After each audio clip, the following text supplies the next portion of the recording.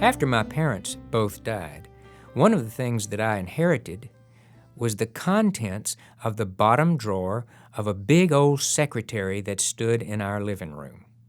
My sister Alice got the secretary, but I got the contents of the bottom drawer, which was a hodgepodge collection of letters and pictures and newspaper clippings that had been saved by our family for generations. The oldest thing I found in there was a watercolor of some morning glories that was painted by someone called Aunt Jane in 1860. Aunt Jane lived in Mineral Wells, Texas.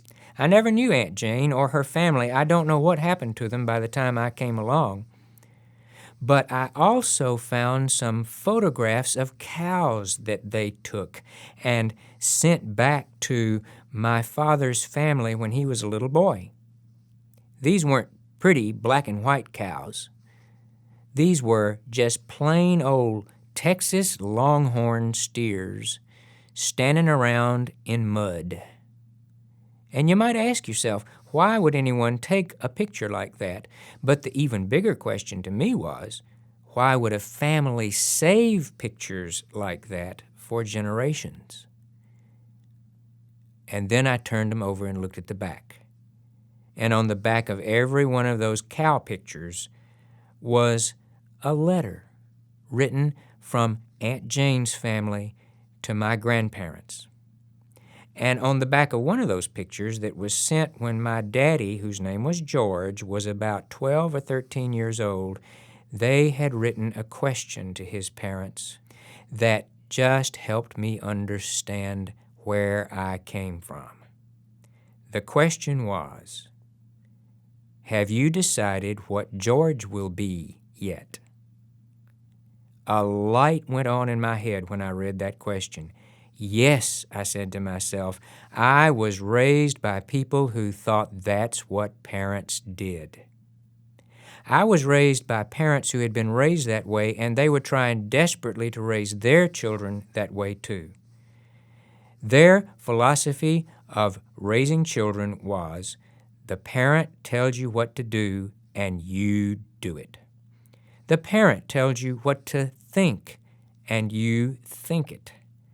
The parent tells you how to feel, and you feel it. The thing was, I was the youngest of 3 children. My 2 older sisters were 10 years and 6 years older than me. That means that by the time I was really old enough to start paying attention, they started through adolescence, with parents trying to tell them what to do and what to think and how to feel. And it was not pretty. I can still hear my mama saying, you are not going out with that boy. He is not good enough for you. And my sisters crying back, oh, but I love him. I love him. I watched that and I saw the pain of all that, and I made a decision in my little boy soul that I was never going to do that to my parents.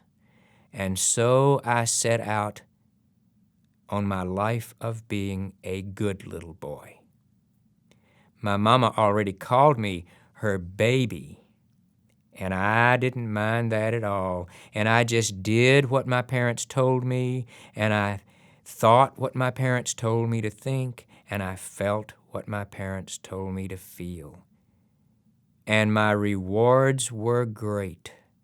My parents loved me, and they told me over and over how proud they were of me.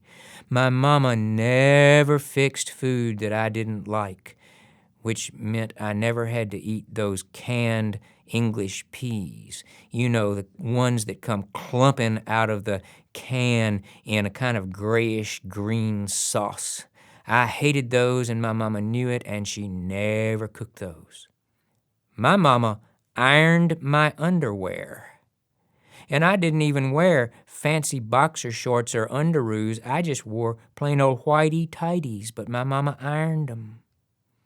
I was a good little boy, and I was my mama's baby, and I was growing up being that way.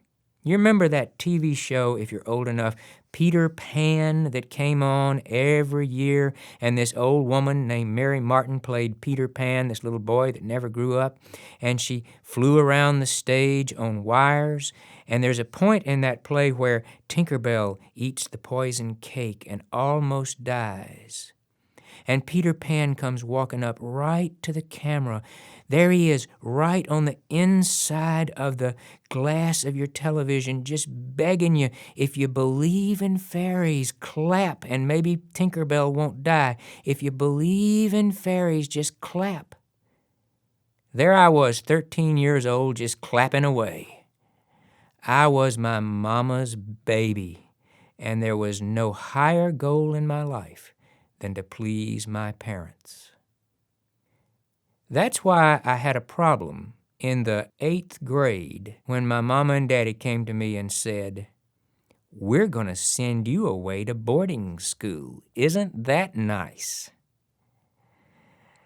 And I said, of course that's nice, because that's what they wanted me to say, but deep inside I was thinking, that's not nice. Why are they sending me away to boarding school? I found out years later, going through the bottom drawer of that secretary, that my daddy was sent away in the 9th grade to a military school. And so, one fall afternoon of the 8th grade, I found myself sitting in the back seat of the Buick driving about 3 hours away to a military school to look it over. I might be going there the next year. We drove into this campus that I'm sure was very lovely, but it looked like a prison to me. As we drove by a field on the left, there was a little boy, a little bit older than me, in a uniform, marching around in a little circle. So many times that little circle was beaten down about 3 inches below the grass. He was just going round and round and round. My daddy said he's working off some demerits. We got up to the main part of the campus, and a man in a uniform met us, and he showed us around, showed us the dining hall, showed us the classrooms, showed us the labs. We went into something called the dormitory with long, dark halls and linoleum tile on the floor. He showed us a room with bunk beds. It looked dark, cinder block walls all around. That man talked to us for about an hour, showing us that campus, and he kept using the word discipline. He said, "You send us a boy, and we will give you back a man." When we started driving home, we left that campus. I looked over at that field. There was that boy still working off those demerits, walking round and round in that circle. I was sitting in the back seat of that Buick, so miserable, thinking about having to go to that school the next year, when my mama, bless her heart, said the most wonderful thing I think I ever heard my mama say. She turned to my father and she said, "George, I'm not sure military school is right for our little Bill." I'm sitting in the back seat going, yes. She said, "Why don't we check out that new school closer to home that we've heard about?" And so it was a couple of Saturdays later, we drove about an hour away from our home to a school called Indian Springs. When we drove onto that campus, it didn't look like a prison at all. It looked like a farm. There was a big lake there. The dormitories were not tall buildings with dark halls. They were just one-story buildings. Every room opened out to the middle of something called the dormitory circle. Someone showed us around that school, and he didn't talk about discipline at all. He talked about community. He said, we work to build a community where grown-ups and youth live together and make decisions together and learn together how to live in this world. When we left Indian Springs School to drive home, my mama said to my daddy, "That seems better to me." And I piped up from the back seat, "Me too." And so it was later on in that winter that I went over to a high school in Birmingham and took something called a college board test. I was in the 8th grade and I looked like I was about 9 years old. I was so little, and I'm sure those big high school boys looked at me and thought I must have been some kind of brain, some kind of genius to be taking this test, but I wasn't. I didn't know most of the answers, but I did the best I could, and it must have been good enough because that spring we got a letter from Indian Spring School saying I had been accepted. So the next fall, one Sunday afternoon, we got back in the Buick with all of my clothes and my sheets and my towels, and we drove over to Indian Springs School. We parked the car right in front of the dormitory room that I was going to be living in. Each of the rooms was 2 rooms connected by a bathroom. On one side of the bathroom, 2 upperclassmen lived, and on the other side, 2 freshmen lived. My roommate and our 2 upperclassmen were already there. Newt and Bill were our upperclassmen, and Travis was my roommate. And they were all from Birmingham, and they all already knew each other. And I walked into that room a stranger. We moved all of my stuff in there, and then my mama, who just a year before had said such a wonderful, wonderful thing, turned to Bill and Newt, and she said, "Now you boys take good care of my baby." And they looked at each other, and they looked back at her and said, "Oh, don't worry, we will." And I'll never forget looking out the window of that dormitory room as the tail lights of that Buick disappeared around the corner. There I was at Indian Springs School and did not know one other person. In the next 30 minutes, I also discovered I didn't even know the language they spoke. I had heard some of those words before, but always in the context of we never use those words. Well, they used those words, and they used them so much, they were using them as nouns and adverbs and adjectives and verbs all in the same sentence. I couldn't even figure out how to use those words. I didn't even know the language at this school. The next day, we all went to our first class. Now, there were only about 36 of us in the freshman class, and we all went to the same class. There were about 3 of our teachers sitting there, and our headmaster, whose name was Doc.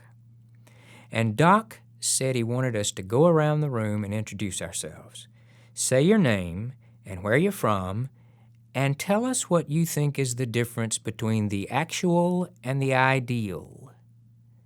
Now, there's a question they never asked me in the public schools in Talladega, Alabama.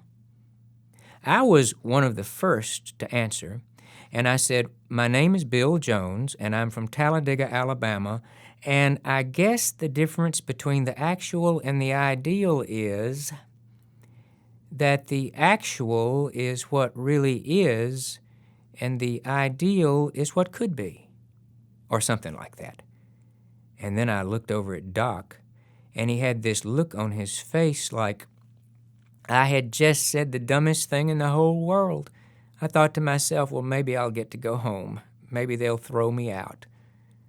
Doc looked at me and he said, "What did you say your name was?" I said, "Bill Jones."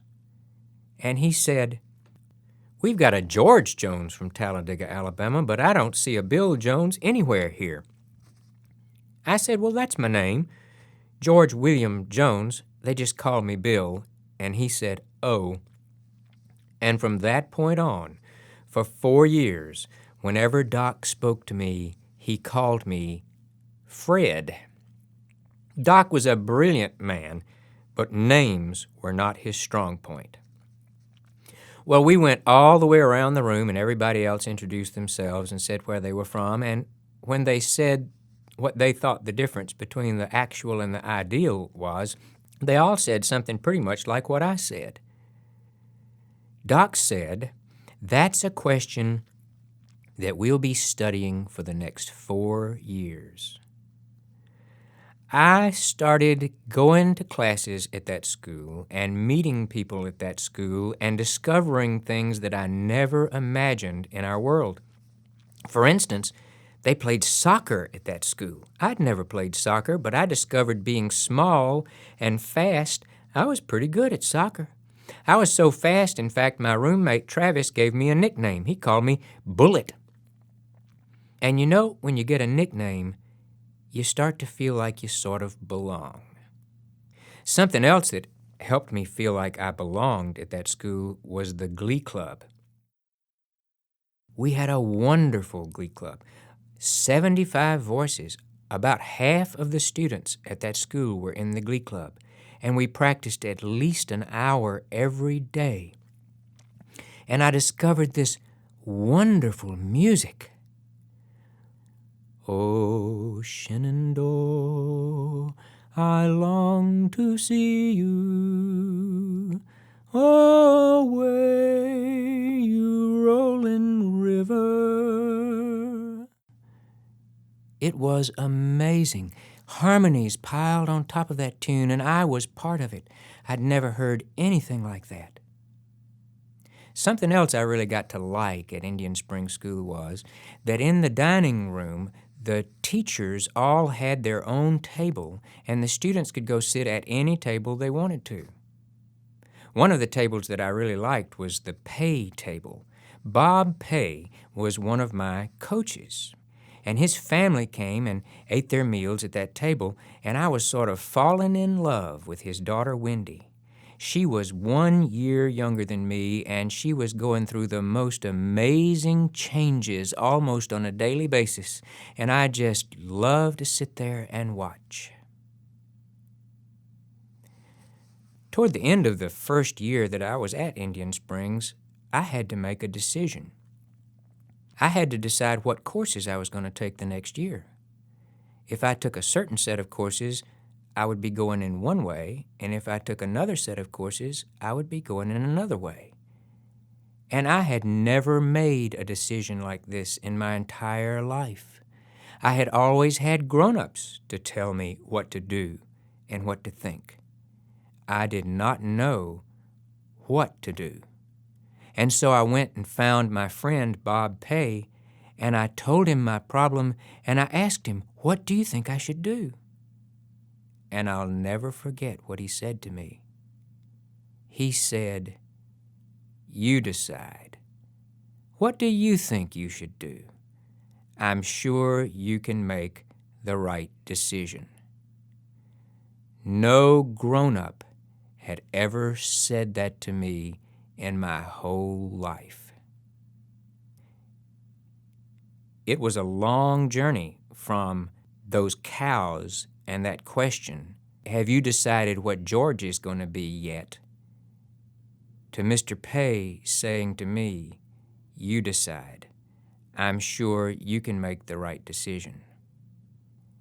I'm not sure why my parents decided to send me off to boarding school in the 9th grade, but looking back on it, I think it's one of the best gifts they ever gave me.